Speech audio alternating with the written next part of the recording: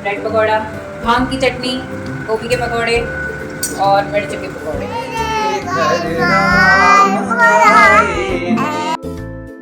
तो hello everyone, welcome in another vlog be with Binu. उम्मीद करती हूँ आप सब स्वस्थ होंगे, खुश होंगे और इस चिल्ड वाली ठंडी को एंजॉय कर रहे होंगे। तो 22 जनवरी मॉर्निंग हमारा स्टार्ट हुआ बढ़िया से ब्रेकफास्ट के साथ में। एक्चुअली लाइफ में ना जब कुछ चीज़ें अनएक्सपेक्टेडली मिल जाती हैं तो ज़्यादा खुशी नहीं मिलती है ना। तो ये जो 22 जनवरी वाला ऑफ था ना, कुछ ऐसा ही था, एक्सपेक्टेड नहीं था, ना तो हॉलीडे लिस्ट में था और ना कोई प्री शेड्यूल था। बट जब छुट्टी मिली तो अच्छा भी लगा और सोचा कि कुछ और टास्क कंप्लीट करें। लेकिन ठंडी का इतना बुरा हाल था ना कि हिम्मत नहीं थी कि एडिशनली बाहर कुछ काम निपटा पाएं और धूप वाले काम भी नहीं हो पाए। बट एनी हाउ बहुत सारे कपड़े और बाकी जो रूटीन का वर्क था, नहाना धोना, कपड़े, पूजा पाठ करते करते करते मैं रिलैक्स करती हुई कामों को निपटाते चली और 9 इसमें बज गया था। और मैं ब्रेकफास्ट के लिए रेडी करके गई थी बेसन का घोल। पकौड़े बनने की आज थी डिमांड। ब्रेड पकौड़े किसी को चाहिए थे, किसी को चाहिए थे गोभी के पकौड़े और दादाजी को दलिया। तो एनी हाउ छुट्टी का ही दिन वो होता है जिस दिन हम लोग थोड़ा सा आराम से सुकून से ब्रेकफास्ट कर पाते हैं। तो मैं रिलैक्स होकर के छुट्टी वाले दिन ही थोड़ा सा अच्छे से नाश्ता बनाती हूँ। नाश्ता इन द सेंस कि और दिन भी बनता है, आज थोड़ा सा रिलैक्स रहता है ना, तो हम खाने को एंजॉय कर पाते हैं। अदरवाइज तो और दिन तो कंपैरेटिवली दौड़ा दौड़ा भागा भागा सा वाली कंडीशन रहती है। तो यहाँ पर हमने 9 बजे मेरा ये नाश्ता बनना शुरू हुआ। तैयारी सारी कर दी थी मैंने, चटनी और वो सब मैं पहले करके रखी थी, तब तक कपड़े भिगा दिए।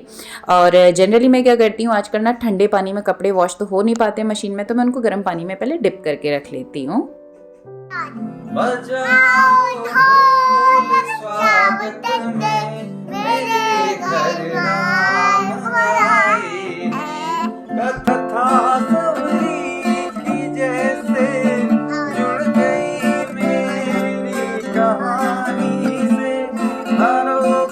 जी हाँ, नाश्ते के बाद शुरू होता है म्यूजिक सेशन। तो पापा ने बोला वीडियो रिकॉर्ड करने के लिए, तो ये भी म्यूजिक को एंजॉय करने लगे और बकायदा गाने लगे सुनने के बाद में। और Joshi ji is much interested with his guitar, तो एक रील भी उनकी बनानी थी। तो आज थोड़ा सा रिलैक्स टाइम थोड़ा सा मिला, तो मिला नहीं, निकालना पड़ता है बेसिकली।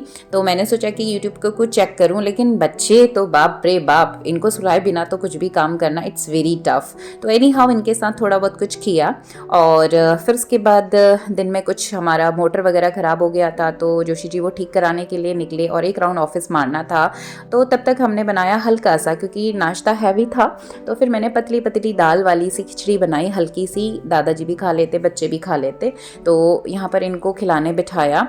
तो बच्चे खाने में बहुत नखरे करते हैं, और जो भी मेरा ये वीडियो देख रहा है वो अगर बच्चों को खिलाने में एक्सपर्ट है तो मुझे भी ज़रूर सजेशन दीजिएगा कि क्या बेटर ऑप्शन हो सकता है बच्चों का खिलाने का, कि वो प्यार से खा लें। क्योंकि एक अच्छी डाइट हम बच्चों को दे सके ये हमारी कोशिश रहती है, बट बच्चों को समझाना बहुत टफ है ना।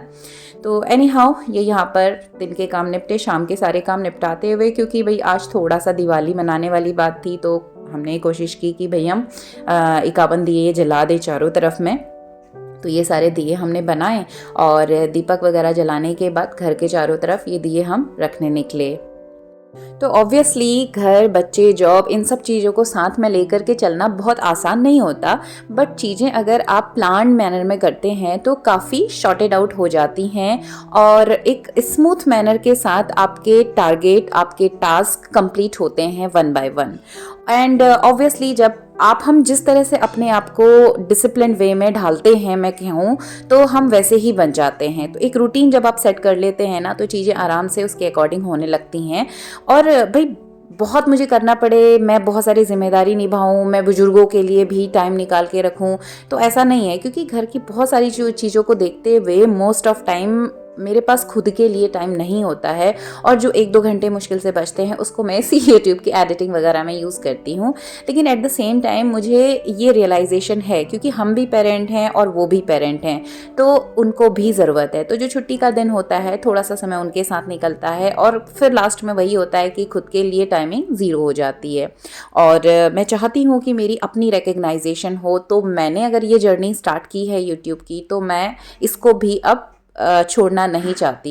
एक मोमेंट पे मुझे लगा था कि नो इट्स वेरी टफ, नहीं पॉसिबल हो पाएगा, क्योंकि बुजुर्गों को भी देखना है, बच्चों को भी देखना है, उनकी स्टडी पे भी फोकस करना है, और जॉब प्रेशर तो है ही है along with your house hold.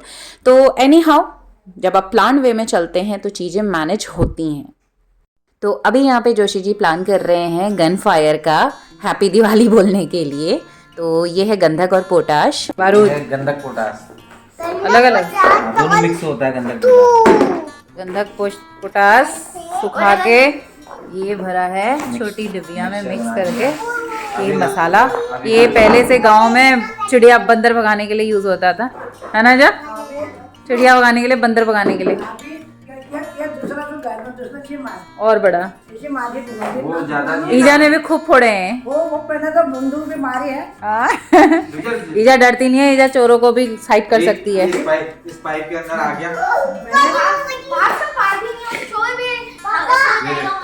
मैंने तो 3 बार ट्रेनिंग करी है।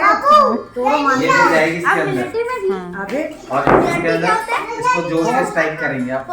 आ जाओ, बस यहीं पे खड़ी रहो। जोर से नारा लगाओ, वत्स्या रामचंद्र के।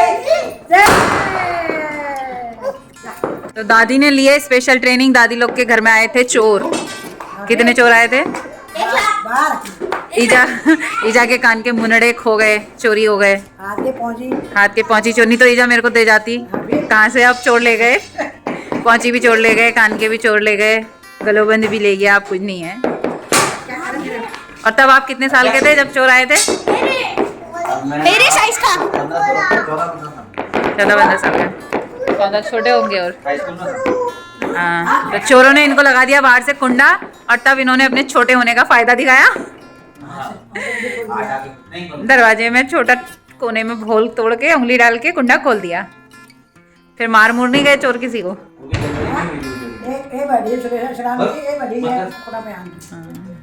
बंदूक लेके।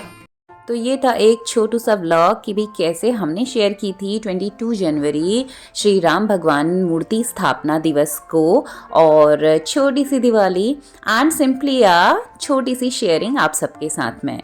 तो मिलते हैं दोबारा अगले वीडियो में, तब तक के लिए बाय बाय।